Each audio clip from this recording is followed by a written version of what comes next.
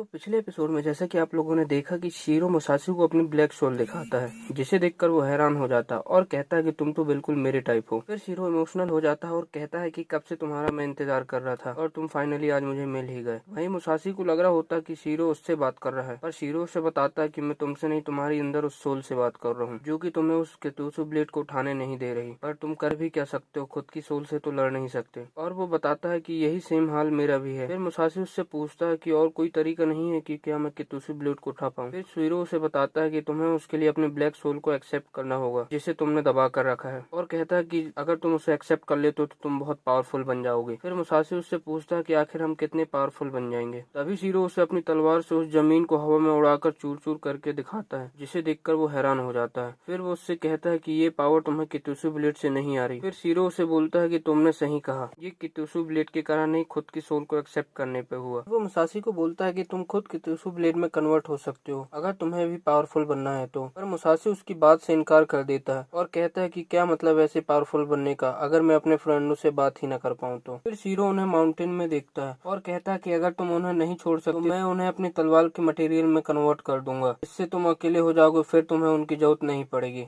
न सुनकर मुसाशी उस पर गुस्सा हो जाता है और उसे ऐसा करने से रोकने के लिए दौड़कर चला जाता है, पर शीरो उसे नीचे खाई में गिरा देता है। फिर हमें कोजिरो और तासुगामी को दिखाया जाता है जहां वो लोग ऊपर माउंटेन में चढ़ रहे होते हैं उस ओनी मॉन्स्टर को मारने के लिए। तभी तासुगामी उससे कहती है कि हम लोगों ने मुसाशी को अकेला छोड़कर अच्छा नहीं किया। और फिर कोजिरो से पूछती है कि मुसाशी कोई आम आदमी नहीं है, और कोजिरो से मुसाशी की फैमिली के पास्ट के बारे में पूछने लगती है। फिर कोजिरो उसे बताने लगता है कि मुसाशी के पेरेंट्स एक गरीब फार्मर थे, जिस बात को सुनकर उसे यकीन नहीं होता है। फिर वो उसे बताता है कि मुसाशी मुझसे पहली बार मुझे मेरे घर में मिला था जहाँ वो प्रैक्टिस करता था, जहाँ मुसाशी ने उसे एक बार देख लिया था, तब से उनकी दोस्ती हो गई थी। और उसे बताता है कि टाउन का कोई भी आदमी बुशी को पसंद नहीं करता था, पर मुसाशी की फैमिली को उससे कोई फर्क नहीं पड़ता था। वो लोग बहुत ही खुश रहते थे और बहुत ही अच्छे लोग थे जब तक कि वो जिंदा थे। इसके बाद हमें शीरो को दिखाया जाता है जहाँ उसकी स्टूडेंट उसके लिए खाना लाती है। फिर नानो से कहती है कि जिस सोल की आपको जरूरत थी वो मुसाशी के अंदर है, फिर भी आपने उसको नीचे फेंक दिया। फिर शीरो उसे मुसाशी पर नजर रखने को बोलता है और वो वहाँ से चले जाता है। फिर हमें मुसाशी को दिखाया जाता है जहाँ वो उस खाई से नीचे गिर रहा होता है और ट्राई करता है अपने आप को गिरने से रोकने का, पर वो कामयाब नहीं हो पाता। तभी वो उस तलवार को पकड़ता है जो कि शीरो ने फेंकी होती है, और वो जैसे तैसे करके खुद को रोक लेता है। वहीं हमें शीरो की स्टूडेंट नानो को दिखाया जाता है जहाँ वो बोल रही होती है कि अगर मुसाशी ने उस ब्लैक सोल को एक्सेप्ट नहीं किया तो वो बच नहीं पाएगा। वहीं मुसाशी उस तलवार की मदद से खुद को रोक लेता है, पर उसके शरीर में ब्लैक कांटे आ जाते हैं और उनकी सोल आपस में बात करने लगते हैं और उसे कहती है कि मैं तुम्हें एक्सेप्ट नहीं कर सकती, और वो नीचे गिर जाता है और वो उस खाई में गिरकर ब्लैक पत्थर में कन्वर्ट होने लगता है। अभी वहाँ वो सोल आती है और मुसाशी को बोलती है कि अगर तुमने मुझे एक्सेप्ट नहीं किया तो तुम एकदम वीक हो जाओगे, और उसे वहीं रुकने को कहती है। पर मुसाशी उसे मना कर रहा होता है और वहाँ से जाने को होता है। तभी वो सोल उसे कहती है कि बाहर तुम्हारे होने या ना होने से उन्हें कोई फर्क नहीं पड़ता है, तुम शुरू से अकेले थे और आगे भी अकेले ही रहोगे। और उसे उसके पास्ट के बारे में याद दिलाने लगती है जहाँ उसके मॉम डैड की बॉडी पड़ी होती है, और टाउन का कोई भी आदमी मुसाशी को अपने साथ रखने के लिए एक्सेप्ट नहीं करता है और उसके साथ बहुत ही बुरा सलूक किया जाता है, जिससे उसे लगने लगता है कि वो कोई शापित बच्चा है और वो एकदम अकेला पड़ गया होता है। फिर तभी एक लेडी उसे कोजिरो के डैड पर पत्थर मारने को कहती है, क्योंकि उन्हें भी टाउन का कोई भी आदमी पसंद नहीं करता था और सभी लोग मुसाशी को फोर्स कर रहे होते हैं, और वो डर के कारण उस पर पत्थर मार देता है और उसे कहता है कि तुम बूशियो की यहाँ कोई जगह नहीं है। और इसी बात का रिग्रेट मुसाशी को जिंदगी भर रहता है। और फिर वो सोलो से कहती है कि तुम कभी बूशी नहीं बन सकते और ना ही कभी कितुसु ब्लेड को उठा सकते हो, और वो सोलो से अपने साथ यहीं रहने को बोल रही होती है, और ये बूशी और ये ओनी को सब छोड़ के तुम मेरे साथ यहीं सेफ रहो करके बोलने लगती है। फिर मुसाशी को रिग्रेट करवा करवा कर वो उसे ब्लैक स्टोन में बंद करने लगती है। वहीं हमें दूसरी ओर कोजिरो और तासुगामी को दिखाया जाता है जो कि ओनी मॉन्स्टर को देखकर शॉक हो गए होते हैं, और यहीं पे हमारे एपिसोड का एंड हो जाता है।